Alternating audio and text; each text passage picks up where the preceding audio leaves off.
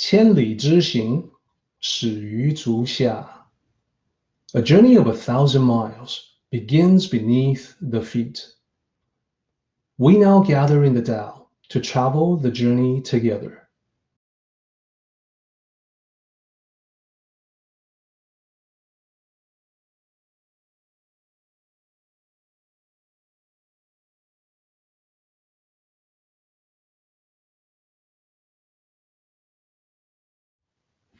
Let's get to the Q&A. So I don't want to avoid any questions. If people ask questions, I either want to respond privately if it's a personal matter, or sometimes I receive similar questions from multiple people, then I group them together and I create some slides to answer them publicly. That way, we can all benefit from the process. So in this case, the question is as follows. The Daodejing seems to suggest that the Tao sage should be actively involved in the community.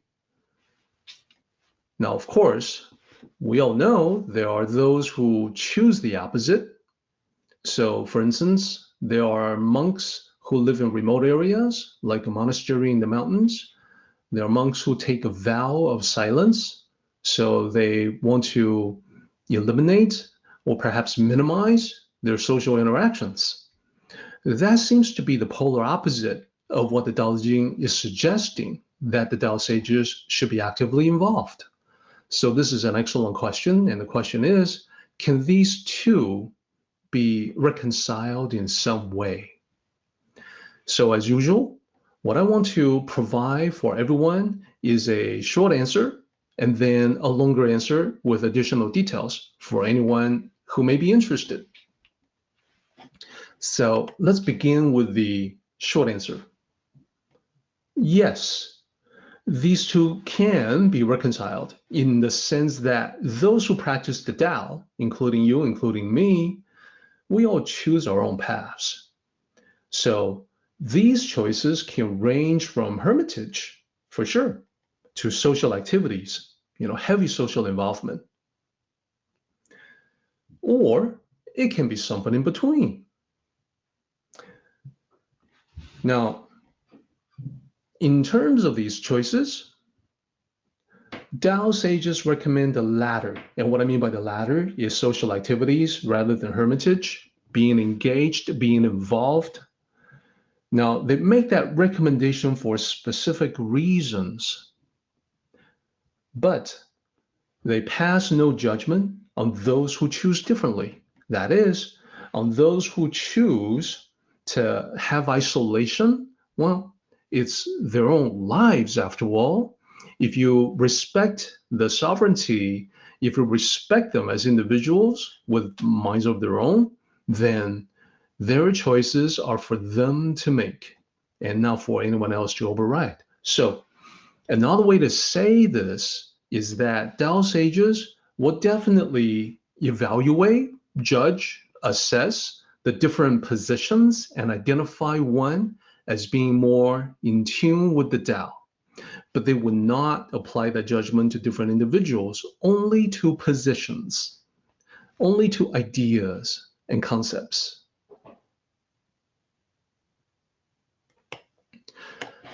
So let's continue on.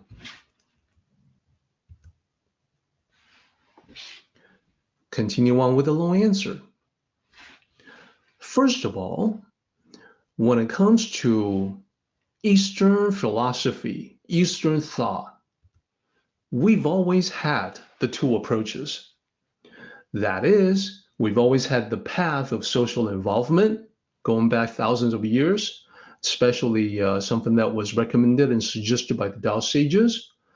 And we've also had the more withdrawn aesthetic approach. I'll define that term for you in just a moment, aesthetic. It's from Asceticism. So I'm going to illustrate the difference between the two, the path of of the Tao of social involvement versus the more Zhuang aesthetic approach, which I will use traditional Buddhism as a way to illustrate that. Now, in order to illustrate the difference, there's going to be an unavoidable process of simplifying and generalizing using the Tao in Buddhism. So please keep that in mind. Please keep in mind that we're contrasting them so they show up in high relief against each other, that there is a sharp delineation between the two. But keep in mind that the real world is rarely so clearly delineated. What I mean by that is that most people will use an approach that is somewhere between the two. So the mindsets, the orientation that I describe are the extreme ends on a spectrum. In real life, most people fall somewhere in between. Okay, so what are those differences? When it comes to the Tao, this is something that you would have seen if you have read books like The Tao of Pu or some of the other books that are out there. In the Tao, the basic assumption, the basic truth, the basic reality that applies everywhere and every when is that there's a basic goodness in life. Life is good. Life is basically good. And we can learn to embrace it, embrace that goodness, embrace the Tao in order to live life in a joyous and effortless way. So that's the promise, that's the central premise of the Tao. Basic goodness. Now, let's talk about traditional Buddhism for just a moment. You're going to find that this is going to be a very pure and authentic form of Buddhism that I talk about. Buddhism, what is it about? Well, Buddhism says craving and attachments are dukkha. Dukkha is a Sanskrit term meaning dissatisfaction, imperfection, never quite measuring up. In its more severe form, people have translated dukkha as suffering, but that tends to be more harsh, more negative than the actual term meant in the original. So craving and attachment, making life always less than perfect, always something to feel dissatisfied with, and indeed something to feel empty sometimes. Dukkha keeps us in samsara. Samsara is the wheel of life, death, and rebirth. It's an endless cycle of being born, living your life, dying, and being born again. So in Buddhism, samsara, the cycle that is endless. And the only way, according to Buddhism, to free ourselves from the cycle is by taking refuge in Buddha, Dharma, and Sangha. So the term is very specific. The term is taking refuge, meaning to get away from craving and attachment and dukkha, to liberate yourself from this sea, this ocean of suffering that is life. So what does it mean to take refuge in Buddha, Dharma, and Sangha? Let me explain this real quick. Buddha here is an enlightened being. More specifically, it refers to the founder of Buddhism, Sakyamuni Buddha, from 2,500 years ago. He was the Buddha, but not the only Buddha. There are many other Buddhas. A Buddha is an enlightened human being, which means you or I have the potential of becoming Buddha one day. So taking refuge in Buddha, in this enlightened being, and Dharma, the teachings of the Buddha, the wisdom of the Buddha, and Sangha is the community of Buddhism, the community including practitioners, followers, as well as monks and nuns. So taking refuge in the community, in the teachings, and in the Buddha. So even taking refuge implies that a basic view of Buddhism about life is that it's somewhat on the negative side.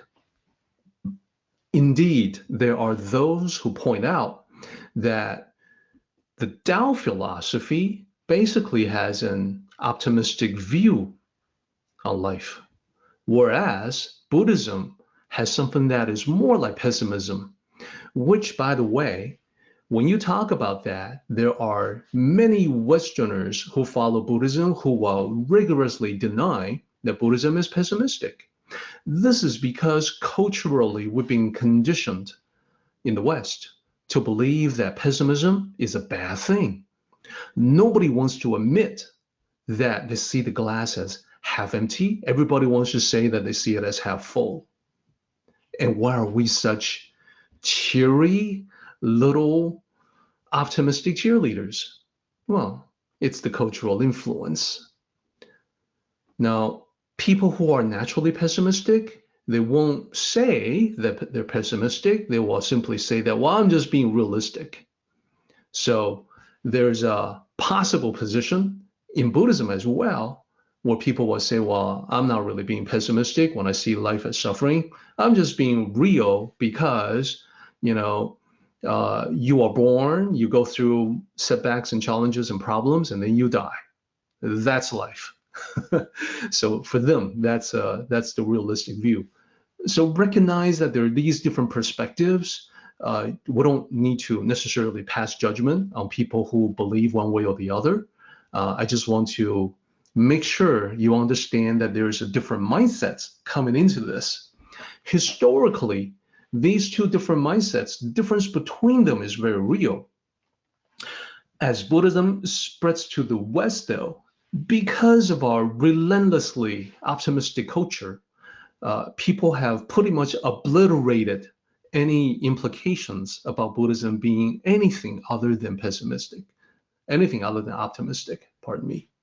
They don't like the association of Buddhism with pessimism at all.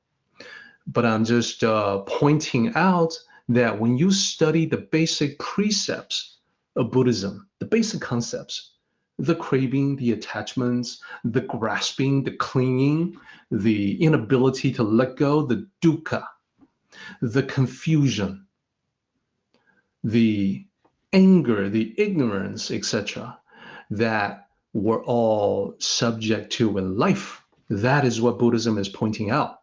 And to free ourselves from that, free ourselves from having to come back over and over again to experience this, we need to attain enlightenment.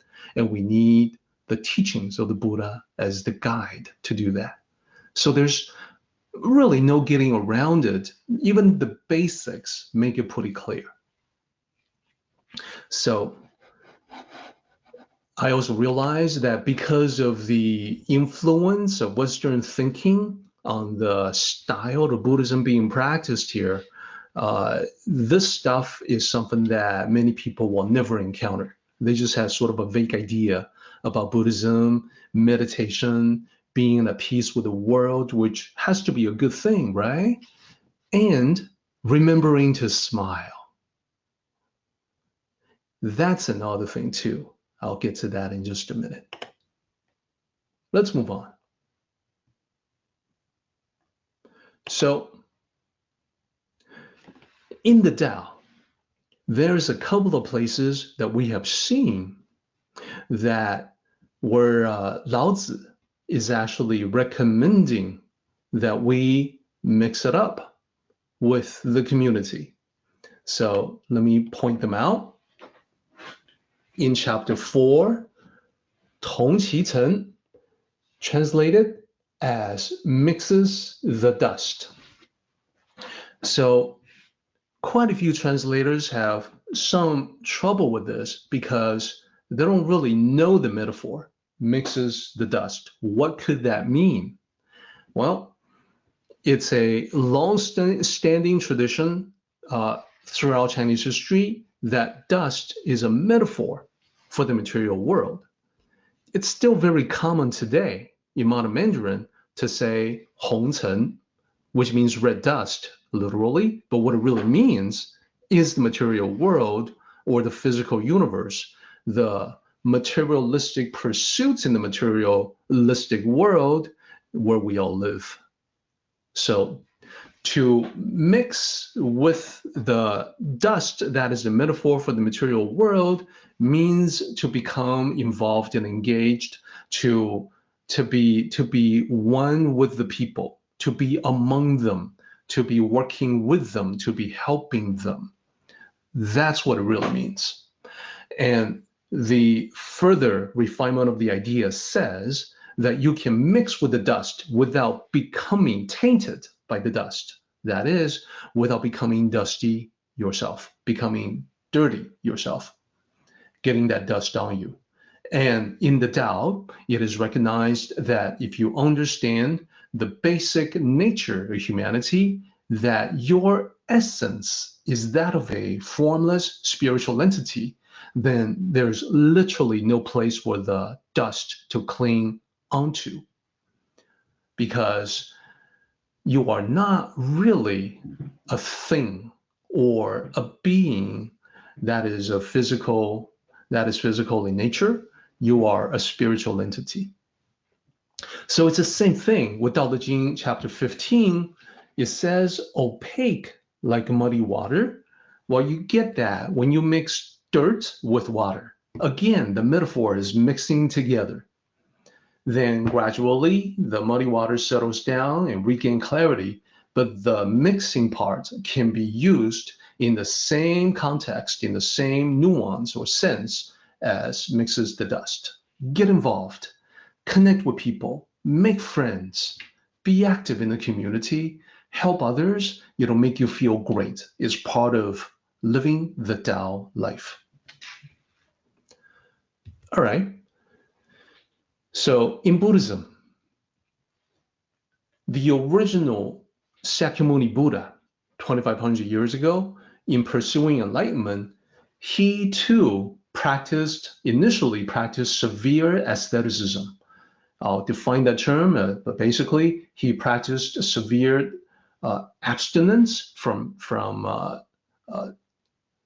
pleasurable sensations, abstinence from that, abstained from desires, and he renounced worldly connections. Now, the original Sakyamuni Buddha, his background was that of Indian royalty. He was a prince. He had access to, all the wealth in his vicinity. He had access to all the power, if you wanted any of it, but he renounced all of it. So he did that for quite some time, but eventually came around to recommend a non-aesthetic middle way, which, by the way, the non-aesthetic middle way is pretty much in alignment with the Tao. Nonetheless, despite that recommendation, the Buddhist tendency toward asceticism remains strong throughout history. Asceticism is a lifestyle characterized by abstinence of sensual pleasures and renunciation of material pursuits, and is usually to further spiritual goals such as redemption and salvation. So this has been very strong throughout history. For instance, monks, when you join an order of Buddhism as a monk or a nun, you have to shave your head. All the hair is shaved off. That is a powerful symbol to represent that you are cutting all ties to your former life. You take on a new name. You no longer have a job in the secular world. You are expected to live minimally as a Buddhist monk or nun. So the robes of the monk is simplistic, just a robe, no more jobs. Like I said, in the secular world, there's a begging bowl, traditional begging bowl for alms, because you are not earning an income, you are basically being supported by other people. Whereas in the Tao, the emphasis is actually the other way. The emphasis in the Tao is not to quit your job and to have a begging bowl, begging for handouts, as traditional monks are expected to do. In the Tao, the paradigm is that you practice becoming as independent as you possibly can. You're not dependent on other people, but you live off the way your own job in the secular world, which you maintain. So part of the asceticism gives rise to the practice of vegetarianism for Buddhist monks. No consumption of meat. Indeed, no consumption of onion and garlic. And I know there was a question recently in the Tao group in Facebook about, hey, how come there's the avoidance of onion and garlic, and they're vegetables, so why avoid them? Well, it comes from the asceticism of Buddhism, where the monks are expected to, at minimum, take a vow of celibacy, monks and nuns. So in every aspect of life, they wanted to avoid, minimize anything that would arouse desires. Now, in modern science, I think everyone should know that onion and garlic have properties that promote health. So a healthy animal is going to have a higher libido, which is what the monks seek to avoid as they do their meditative practice. So it's all part of the ascetic outlook on life. It's just that later on, that idea has not been very well explained to other people. So anyhow, the basis, the fundamental mindset of Buddhism has a lot to do with this asceticism, which will include living far away. So let me summarize it for you in a simple way so we don't end up taking too much time. There's traditional Buddhism, there's the Tao mindset. So as I explained, there's asceticism and abstinence. That's a fundamental basis for traditional Buddhism, even though many modern followers no longer really understand this part. This is East and West. Obviously, Western Buddhism has a completely different take now. I remember encountering many Buddhists in the West who express a form of Buddhism that is really not so different from the New Age mindset. So they've sort of adapted Buddhism to fit their own needs. So the basis of the Tao mindset, rather than to abstain, rather than to live the ascetic life, the Tao mindset is built upon observation. Remember the character guan, to observe nature, to bear silent witness, and to commune with nature, as well as observing human interactions and learn from that. So observation and understanding, which requires that you play a role in society. So in traditional Buddhism, this is rarely seen, but this used to be very emphasized, very much real. Do not be attached to anything, including the positive things in life. The idea is that all the things that we would describe as positive or negative, those are human judgment. And it's much more emphasized that in Buddhism, you just want to let go of absolutely everything, even things like love and friendship, the things that are deemed to be positive. So this is why when a friend of mine was describing, pardon me, was describing his experience attending a resort, attending a Buddhist seminar. It was a seminar that had a component of silent practice, which meant that for several days, people would avoid conversations, like a vow of silence, but for a shorter duration. He said all over the resort, there were signs being posted, and the sign said, "Remember to smile." So I told my friend that, well, that's great, and I hope you gained a lot spiritually from the experience. If you were to ask me about that sign, "Remember to smile," I would tell you that's actually not in keeping with the traditional ascetic form of Buddhism, where the smile is not something that you have to remember to do. That would be an attachment to smiling. So it doesn't mean that someone living that lifestyle does never ever smiles. It just means that when they smile, they smile. When they don't, they don't. They don't have to remember to do it or not. So to keep going, what about attachments from the Tao mindset? Well, the Tao mindset recognizes that there's, as long as you are alive, there's gonna be some fundamental desires, such as the desire to draw the next breath, to breathe in. There's gonna be attachments to your loved ones. Rather than to deny that these natural attachments exist, the idea is to choose your attachments mindfully. And the purpose of choosing your attachments is to empower yourself. Choose your attachments that will give you strength, that will give you authentic power. So when you look at it like that, things like love and friendship will be definitely among the attachments. But even in choosing attachments in the Tao, it's all about moderation. Speaking of moderation, as I said, in the ascetic lifestyle, it's all about abstaining from all sensual pleasures. And in the Tao, it's not quite that. In the Tao, it's talking about basically you can enjoy all the good things in life that you come across.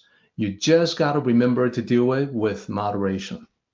So there's a little bit of a paradox there, because why enjoy with moderation? Well, it's because so you can continue on enjoying without being jaded or numb by the sensations. In other words, to moderate your enjoyment of all the good things in life is to maximize your enjoyment over a lifetime. So a bit of a paradox there, but it's definitely not to abstain, it's to practice moderation. So of course, the Sakyamuni Buddha, as I mentioned, also recommends moderation. But despite that, subsequent generations of Buddhist practitioners have definitely, some even have gone beyond the original Sakyamuni Buddha, all for the purpose of spiritual goals, as I said, redemption, salvation, and so on. So traditional Buddhism, renounce your ties to the material world. This means not just material things, possessions. It means your ties to traditional secular power bases like politics. So the Buddhist monks and nuns are not supposed to be involved with politics at all. And that is something that contemporary Buddhists have often failed to follow. They don't really know or understand or even aware that there was a traditional practice of Buddhism where those ties have to be cut. Now, the Tao mindset in regards to the material world is that one can acquire material resources because they enable you to do more. But you must do so. You must do the acquisition of material resources with the Tao as your guide. That means you create a win-win situation where everyone benefits. So different from renunciation. And lastly, adopt a withdrawn or frugal lifestyle.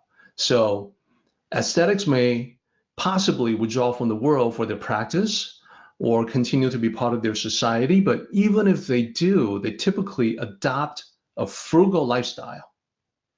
So minimal material possessions, limited physical pleasures, and time spent fasting while concentrating on the practice of religion. So again, it's not exactly like that in the Tao mindset. In the Tao mindset, it's about connecting with people, strengthening your relationships with them. It's about being with everybody and enjoying their company. So the Tao mindset, the Tao sages will point to that actually as a much more effective way to cultivate one's spirituality. To explain how that can be, I want to tell you a story after the break to illustrate my point.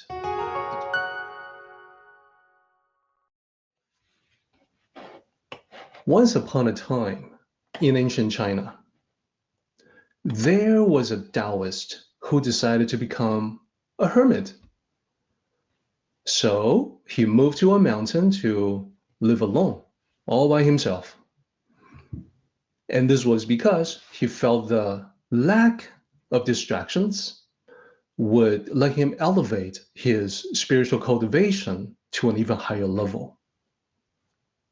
One day, as he was taking a walk in the woods, he came across an old man resting against a tree. Curious, he greeted the old man and asked what he was doing all in the middle of nowhere. The old man said, "I am trying to get back to the village below the mountain, but I am tired and I cannot take another step." The hermit saw that this was an opportunity to demonstrate his compassion. So he told the old man, "It is all right. I will carry you there." The old man was thankful and got on the hermit's back with some difficulty. He was frail and not heavy at all, and the path to the village was all downhill, so the hermit found the going quite easy. After a moment, the old man said, "Kind sir, may I ask for your name so that I can thank you properly?" There was a hint of pride in the hermit's voice when he responded. He said, "My name is Cold Ash." The old man seemed puzzled. "Cold Ash?" The hermit was glad to explain. "It is what I call myself nowadays because my original name is no longer meaningful. I renounced it when I came to the mountain and gave myself a more fitting name, Cold Ash." To this, the old man said nothing. Another moment passed in silence.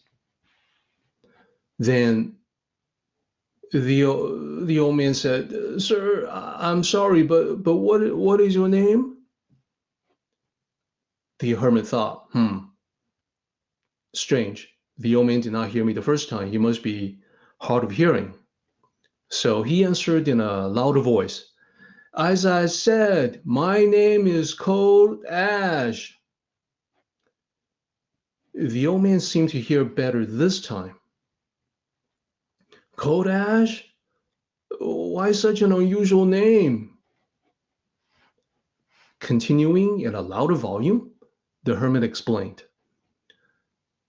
"You see, it's because the fires of anger inside of me have all burnt out, and the ash that remains has gone cold. That's why, Cold Ash." Again, the old man said nothing. The hermit thought to himself,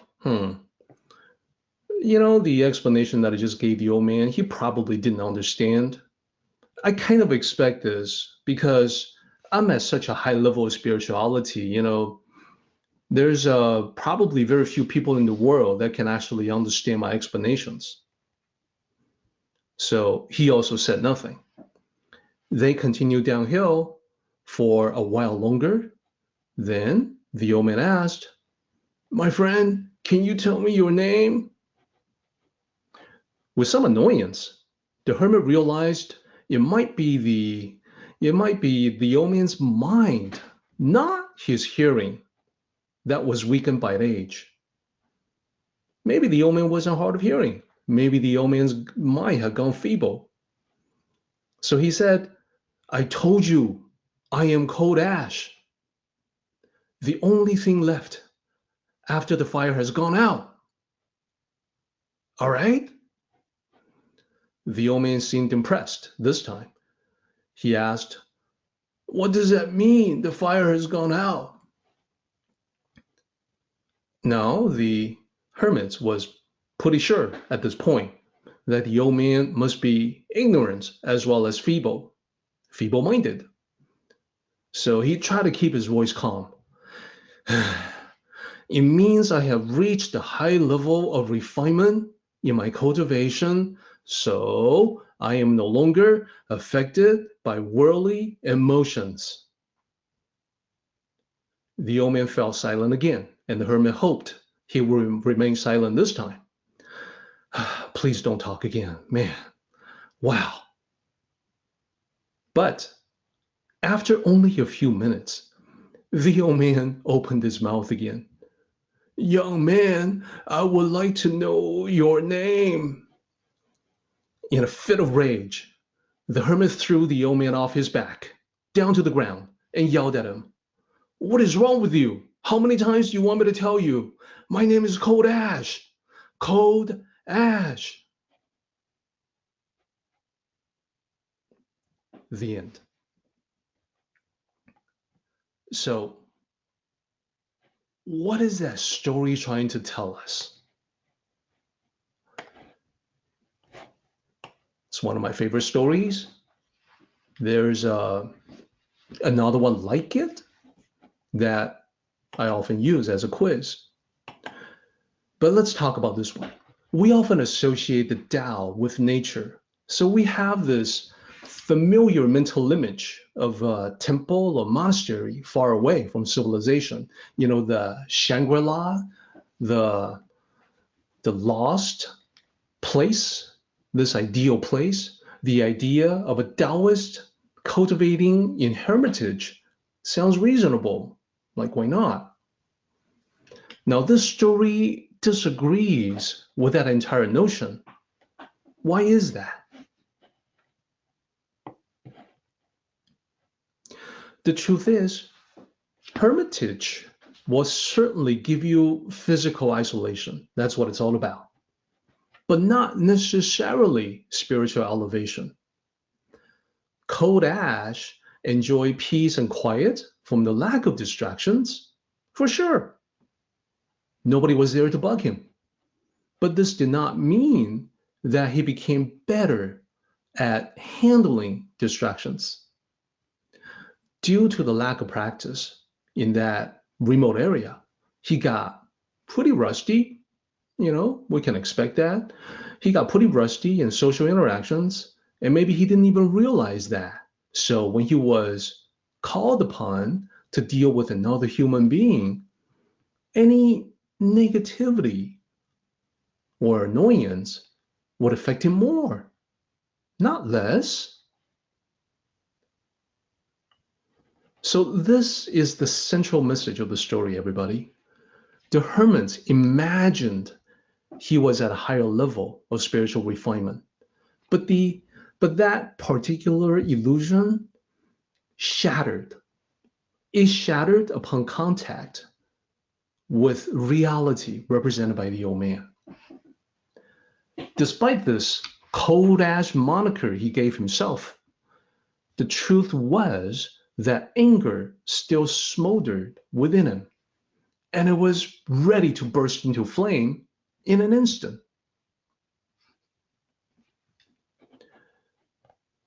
And if I were a betting man, I would wager the same is true to every other hermit throughout history. Another important point is about the danger of assumptions. What I mean is, Kodash assumed he was spiritually accomplished. He had this high regard for himself. He looked at other people with some disdain. And I just want to sound out a warning for all of us, because this can be very common, for many people, including you, including me. For many people, whether they live in a mountain, like Kodash, or somewhere else, maybe live in the city. It's the kind of arrogance that can often rear its head when someone first begins acquiring knowledge, because that knowledge acquisition would tend to inflate the ego of a novice, because he knows he's starting to get to know more than the novice, but he hasn't learned enough yet to realize how much more there is to learn. So in the Tao, we oftentimes caution against knowledge, making one swell up in the head. This is what it's all about. So if we find ourselves behaving in a condescending way when talking to other people, like the way the hermit Kodash acted with the old man, then that's for sure, that's a warning sign that ego is starting to get the best of us.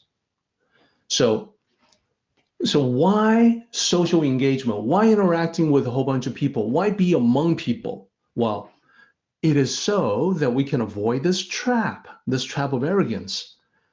We need to interact with other people to gauge our spiritual progress.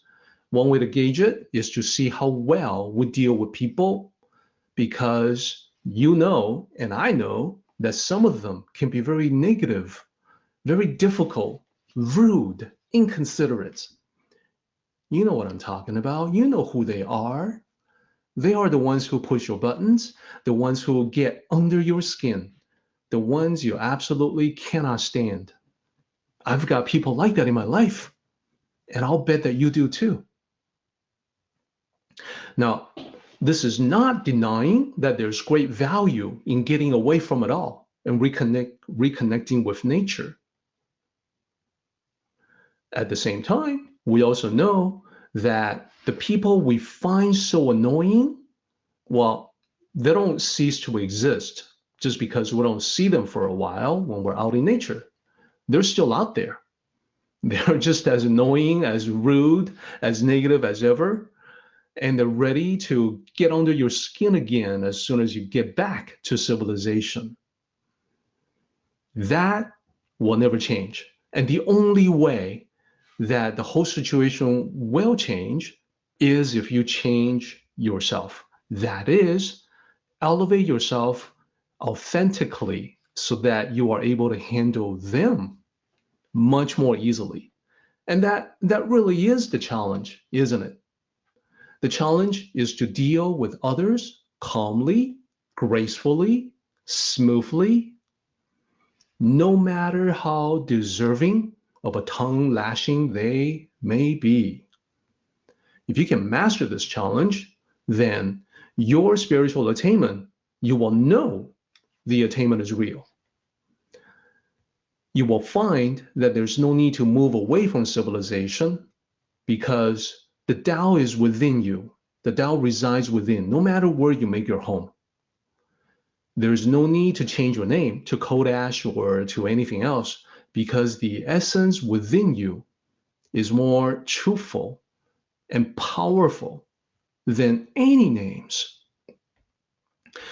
So this is why in the Tao we say, do not isolate yourself as you go about your day. Do not isolate yourself as you practice Tao cultivation. Indeed, you want to interact with people, because the good among them are your teachers, the bad among them are your resources. So this is another point that Lao Tzu makes specifically. just as the Tao is everywhere, you can find something to learn from every encounter, positive or negative, with anyone. So this is the real Tao. This is the real way to elevate your cultivation to a higher level, not to take on a vow of silence or to retreat into the wilderness, but by mixing it up with people and learn from them. So that was my response to the question. About the dichotomy between the people who live far away from civilization and the recommendation of the Tao sages to be involved in one's community. Our meeting has come to an end, but the journey continues on. Let us travel safely. Until next time, may the Tao fill you with peace and happiness.